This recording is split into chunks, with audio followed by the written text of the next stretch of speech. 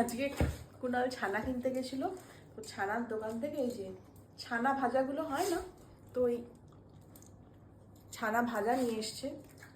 আর এখন ভালো করে খাওয়া দাওয়া করতে হচ্ছে, তো ওই জন্য হয়েছে সাদা সাদা পরোটা, তাই তো। আর তার সাথে হচ্ছে ছানা ভাজার তরকারি। ভালোই লাগে খেতে তো হবে না, হলে কি করে বাঁচবে?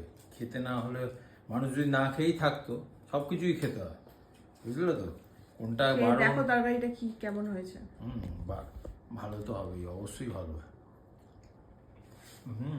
ভালো আছে।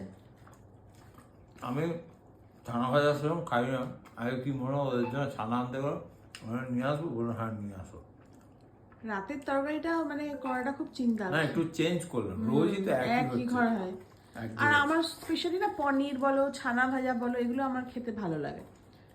কালকে আবার একটা অন্য কিছু হবে। আমার আবার নর্মাল তরকারি করে ছানা দিয়ে একদিন বানাবো, তোমাদের সঙ্গে রেসিপিটা শেয়ার করব। মানে ছানা নিয়ে এসে, হ্যাঁ মনে আছে একবার বানিয়েছিলাম, ওটাও খেতে খুব টেস্টি হয়। আমি ওটা কেউ বানায়, ওটা আমার রেসিপি, ওটা আমি একদিন ওটা আমি আমার পেঁয়াজ মানে দিয়েই করি। ওটা একদিন করবো, তোমাদের অবশ্যই খেয়ে দেখাবো, না রান্নাটা রেসিপিটা শেয়ার করবো।